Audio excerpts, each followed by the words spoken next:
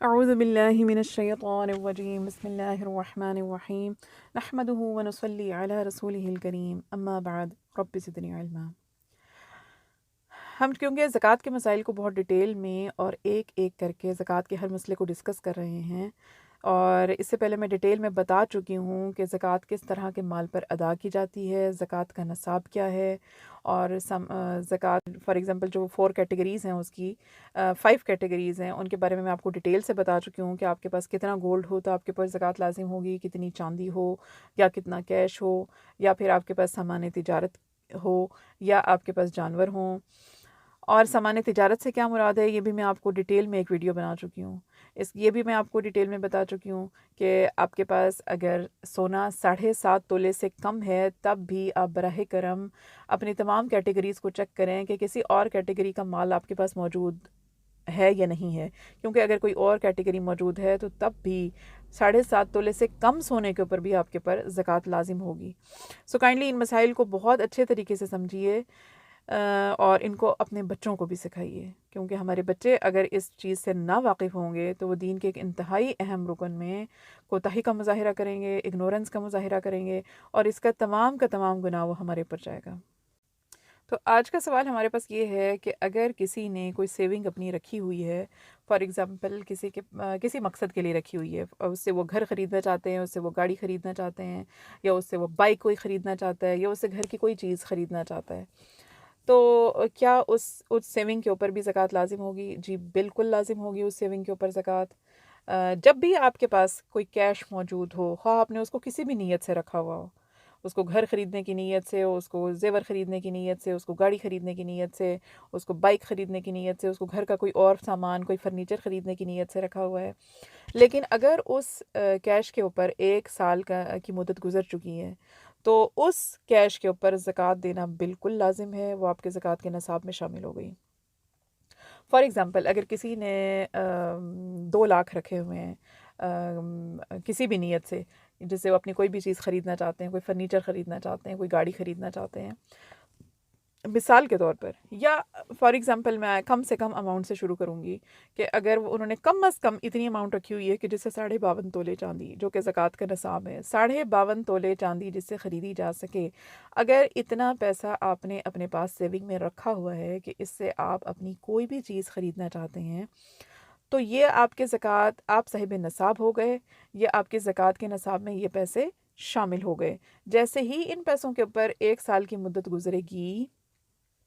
اس صورت میں بتا رہی ہوں کہ اگر آپ پہلے سے صاحب نصاب نہیں تھے، اگر آپ پہلے سے ہی صاحب نصاب تھے، فار ایگزامپل آپ صاحب نصاب ہوئے 5 محرم کو،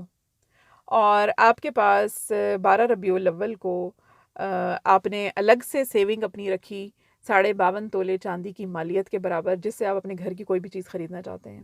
تو جب اگلی 5 محرم آئے گی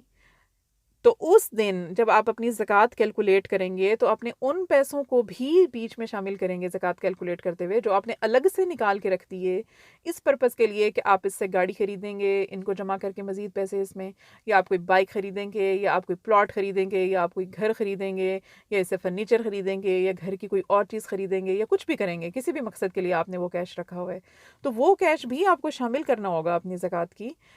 نصاب میں۔ اور فار ایگزامپل اگر آپ کے پاس بالکل آپ صاحب نصاب تھے ہی نہیں، آپ کے پاس بالکل کوئی ایسا اتنی اماؤنٹ نہیں تھی، آپ کے پاس نہ کوئی سونا تھا، نہ چاندی تھی، نہ اتنا کیش تھا، اب آپ کے پاس پہلی بار اتنا کیش آیا 52.5 تولے چاندی کے برابر، جس کو آپ نے اپنے کسی خاص مقصد کے لیے الگ سیو کر کے رکھ دیا ہے، تو اب جس دن اس مال کو 1 سال کی مدت گزرے گی، آپ اس کے اوپر بالکل لازم ہے آپ کے اوپر کہ آپ اس کے اوپر زکوٰۃ ادا کریں گے۔ اور فار ایگزامپل زکوٰۃ ادا کرنے سے 3 ماہ پہلے ان میں مزید آپ نے 50,000 ایڈ کر کے رکھ دیے، تو اب آپ یہ نہیں سوچیں گے کہ کیونکہ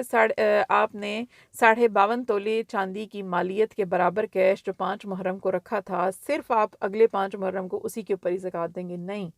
بلکہ جو مال آپ کے پاس 3 مہینے پہلے، یا ایون 3 دن پہلے، یا ایون 1 دن پہلے بھی آپ کے پاس آیا ہے، وہ بھی آپ کے زکوٰۃ کے نصاب میں شامل ہو جائے گا۔ ضروری نہیں ہے کہ اب جو مال آپ کے پاس بعد میں آیا اس کے اوپر بھی 1 سال کا عرصہ گزرنا چاہیے، نہیں، بالکل نہیں۔ میں اب اس بات کو میں پہلے بھی ایک ویڈیو میں بہت ڈیٹیل سے سمجھا چکی ہوں اور ڈسکس کر چکی ہوں کہ جب آپ ایک بار صاحب نصاب ہو جاتے ہیں تو اس کے بعد ایک ڈیٹ کو، جس دن آپ صاحب نصاب ہوئے، فار ایگزامپل وہ 5 محرم کی ڈیٹ تھی، تو اگلی 5 محرم تک، یعنی اس ایک سال کے دوران آپ کے پاس مال کم ہو جائے، زیادہ ہو جائے، کبھی گھٹ جائے، کبھی بڑھ جائے، اس سے کوئی فرق نہیں پڑتا۔ آپ نے ایک ڈیٹ، جب 5 محرم کو آپ صاحب نصاب ہوئے، آپ نے اپنی ڈائری میں لکھ لی، اب آپ چھوڑ دیں اس چیز کو۔ جب اگلی 5 محرم آئے گی تو اس دن آپ جس دن آپ زکوٰۃ کیلکولیٹ کریں گے اگلی 5 محرم پہ، اب آپ آج کے دن، فار ایگزامپل آج اگر 5 محرم ہے تو آج کے دن آپ بیٹھیں اور اپنے کل اثاثوں کی لسٹ بنائیں کہ آپ کے پاس کیا کیا مال موجود ہے۔ یہ مت سوچیں کہ کس کے اوپر 3 دن گزرے ہیں اور کس کے اوپر 5 دن گزرے ہیں، کس کے اوپر 7 ماہ گزرے ہیں، کس مال کے اوپر 3 مہینے گزرے ہیں۔ اس چیز کو چھوڑ دیں آپ، بس جو مال آپ کے پاس آج کی ڈیٹ میں موجود ہے وہ تمام کا تمام آپ کا زکوٰۃ کے نصاب میں شامل ہوگا۔